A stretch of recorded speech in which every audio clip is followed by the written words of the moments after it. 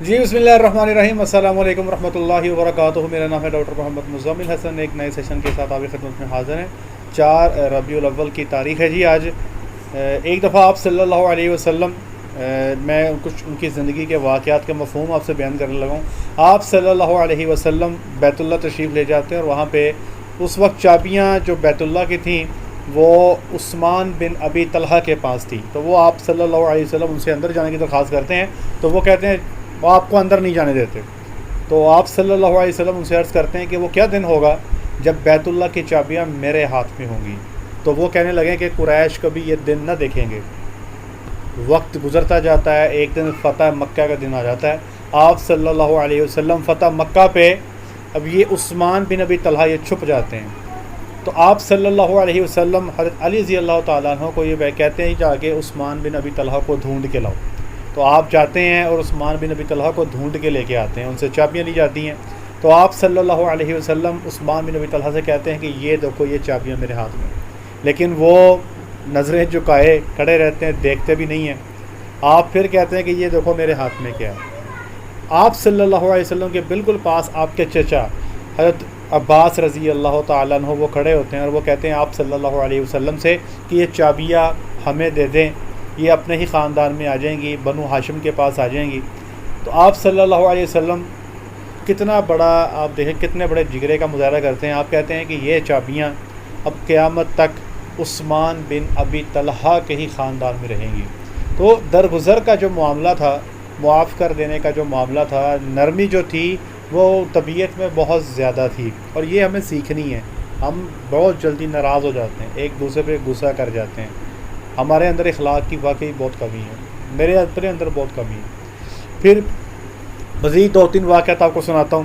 ایک عورت ہے جی، سارا نام ہے اس کا، وہ آپ صلی اللہ علیہ وسلم کے پاس آتی ہیں، عرض کرتی ہیں کہ فاقے ہو گئے، قحط ہو گیا، تو میری کچھ مدد کریں۔ یہ عورت جو ہے یہ کافر تھی، اور یہ گانا بجانے کا کام کیا کرتی تھی۔ تو آپ صلی اللہ علیہ وسلم نے عرض کیا کہ آخر کیا ہوا کہ گانا بجانے کے باوجود یہ فاقے کیسے آ گئے، یہ قحط کیسے آ گیا؟ تو وہ کہنے لگی کہ بدر کی جنگ میں کئی سارے سردار شہید ہو گئے، تو اب میرا گانا کوئی نہیں سنتا، تو میں فاقوں کی حالت میں ہوں۔ تو آپ صلی اللہ علیہ وسلم وہاں پہ عرض کرتے ہیں اپنے گھرانے سے کہ جی اس عورت کی جو جھولی ہے وہ بھر دی جائے۔ تو یہاں پر دیکھیں کہ جو نرمی کا جو رویہ تھا، ایون کہ نہ صرف وہ اپنوں پہ بلکہ غیروں کے لیے بھی نرمی بہت زیادہ تھی ان کی طبیعت میں۔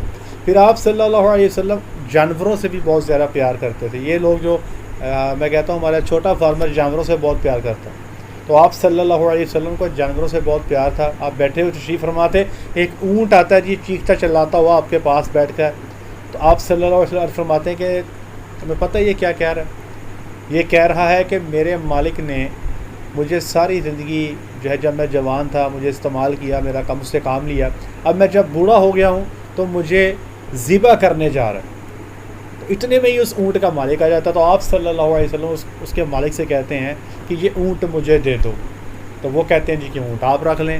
تو آپ صلی اللہ علیہ وسلم اس اونٹ کو پھر آزاد کر دیتے ہیں۔ تو یہ نرمی کا جو معاملہ ہے یہ بڑا ہی جو ہے نا جی، پھر آپ نے سنا ہوگا کہ بڑھیا آپ صلی اللہ علیہ وسلم پہ کوڑا پھینکتی تھی۔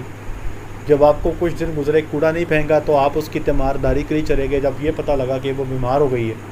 پھر ایک دفعہ آپ صلی اللہ علیہ وسلم جو ہے سفر پہ تھے، تو ایک جگہ پہ آرام فرما رہے تھے اور تلوار لٹکی ہوئی تھی، تو ایک کافر گزرا وہاں سے، آپ کی تلوار اٹھائی اور پھر آپ سے کہنے لگا کہ اب آپ کو مجھ سے کون بچائے گا؟ تو آپ فرمانے لگے کہ مجھے جو میرا اللہ بچائے گا، مسکرا کے کہتے ہیں مجھے میرا اللہ بچائے گا۔ تو اس کے ہاتھ سے تلوار گرتی ہے، تو تلوار آپ صلی اللہ علیہ وسلم پکڑ لیتے ہیں۔ تو اب اس سے پوچھتے ہیں اب تجھے مجھ سے کون بچائے گا؟